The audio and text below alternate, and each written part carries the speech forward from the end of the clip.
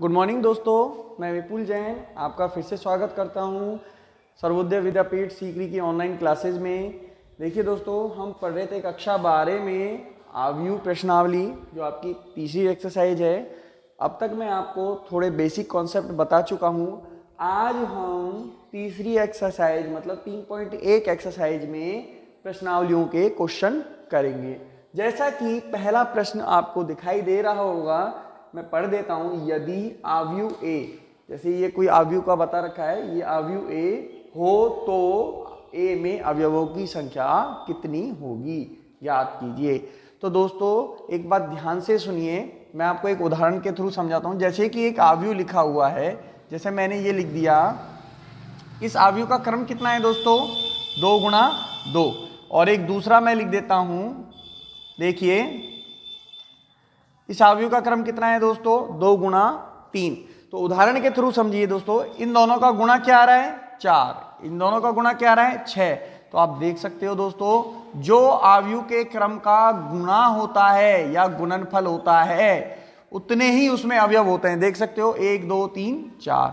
यहां देख सकते हो दोस्तों, आव्यूह के क्रम का गुणनफल कितना आ रहा है, 6 आ रहा है। तो इसके अंदर कितने अवयव होंगे, 6 होंगे। 1 2 3 4 5 6।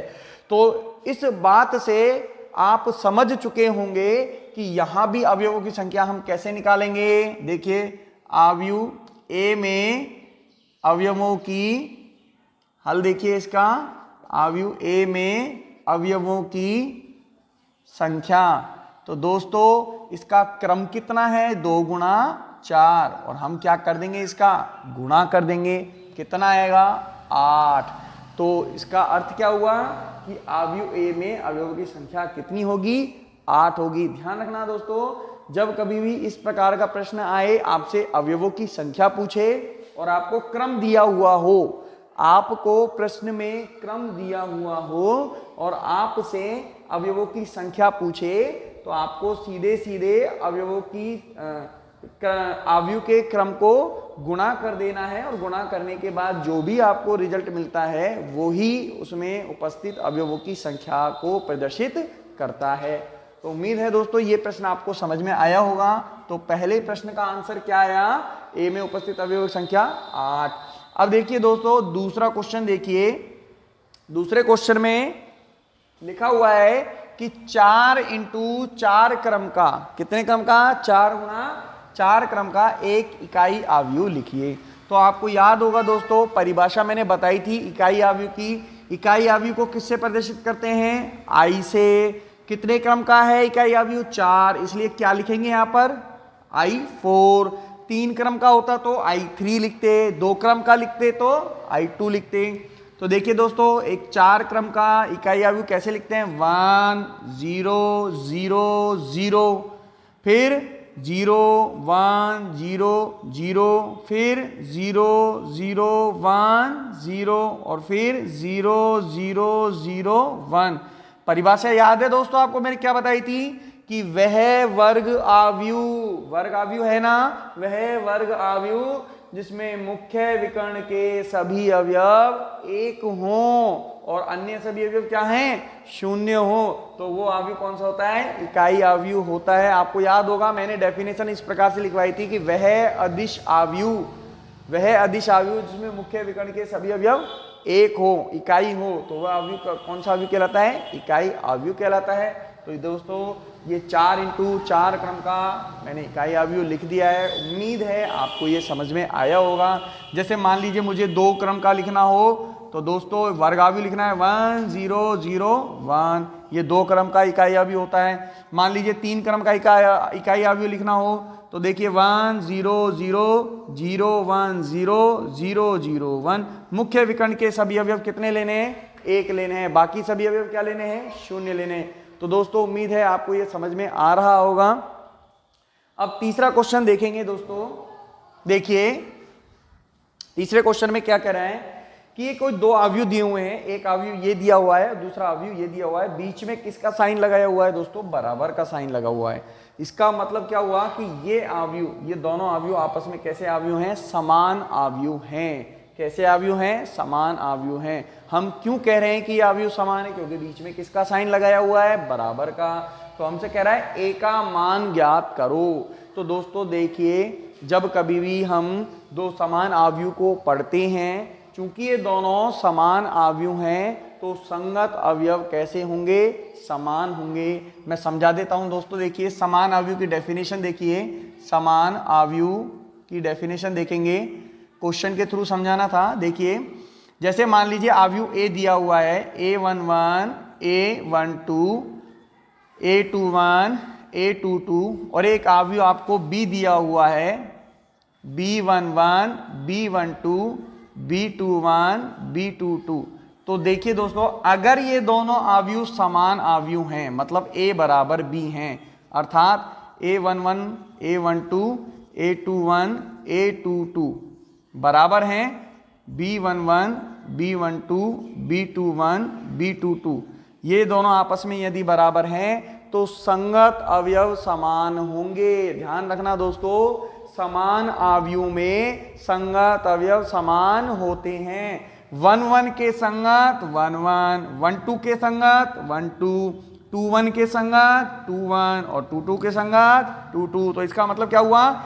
A11 बराबर होगा B11 के, A12 बराबर होगा B12 के, A21 बराबर होगा B21 के, और A22 बराबर किसके होगा?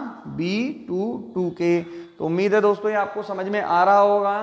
तो एक बार इसका स्क्रीनशॉट ले लीजिए दोस्तों समान आव्यूह का, फिर मैं आपको आगे इस सवाल को करवाता हूं। देखिए, तो चूंकि अब देखो समान आव्यूह है ना, तो देखो चूंकि ये दोनों समान आव्यूह हैं तो इसलिए कैसे होंगे? संगत अवयव समान होंगे। चूंकि ये दोनों समान आव्यूह हैं, समान आव्यूह हैं, इसीलिए क्या होगा? संगत अवयव समान होंगे। संगत अवयव कैसे होंगे दोस्तों? समान होंगे। तो मैं थोड़ा सा ऊपर कर रहा हूं, देखिए संगत अवयव कैसे समान होंगे, थोड़ा सा ऊपर कर रहा हूं, ध्यान से देखना दोस्तों। देखिए दोस्तों, इसके संगत क्या है? ये है ना, तो k+4 किसके बराबर होगा? k+4 किसके बराबर होगा? a के बराबर होगा। समीकरण नंबर 1, यहां से a का मान नहीं निकल पा रहा है क्योंकि हमारे पास k का मान नहीं है, इसलिए हम सबसे पहले क्या करेंगे? k का मान निकालेंगे। तो देखिए k कहां पर है, और यहां भी नहीं है, यहां भी नहीं है, यहां पर है। तो यहां पर है ना k का मान, तो इसको किसके बराबर करेंगे? इसके संगत अवयव -4 के। तो k-6 बराबर -4।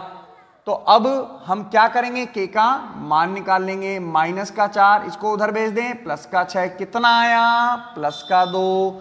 k का मान समीकरण 1 में रखने पर, समीकरण 1 में मान रखने पर, तो देखिए दोस्तों कितना मान आएगा? k का मान क्या रखना है? 2 रखना है। तो 2 + 4 बराबर a। तो a का मान कितना आ गया? a का मान आ गया 6। यही हमारा क्या हो गया दोस्तों? आंसर हो गया। तो आप एक बार इसका स्क्रीनशॉट ले लीजिए दोस्तों। उम्मीद है आपको ये सवाल बहुत अच्छे से समझ में आया होगा। ले लीजिए दोस्तों इसका एक बार स्क्रीनशॉट। आगे देखिए दोस्तों, चौथा प्रश्न क्या है? चौथा करने से पहले हम सातवां देखेंगे, क्योंकि अभी हमने समान आव्यूह का एक क्वेश्चन किया था, तो और बेहतर समझने के लिए एक और एक क्वेश्चन हम देख सकते हैं। देखिए दोस्तों, यहां भी क्या कह रहा है कि यदि ये दोनों कैसे आव्यूह हो? समान आव्यूह हो, क्योंकि बीच में बराबर है इसलिए हम समान बोल रहे हैं, हो तो a व b का मान ज्ञात कीजिए। तो देखिए जहां जहां a और b है हम वहां से समीकरण बनाएंगे। तो देखिए आप जब जानते हो कि जब दो आव्यूह समान आव्यूह होते हैं तो संगत अवयव कैसे होते हैं? समान होते हैं। तो a + b के संगत अवयव कौन सा है दोस्तों? 6, समीकरण नंबर 1। और देखिए और कहाँ है a और b? यहाँ है। तो इस a × b के संगत अवयव कहाँ है? देखिए 8। कितना है? 8।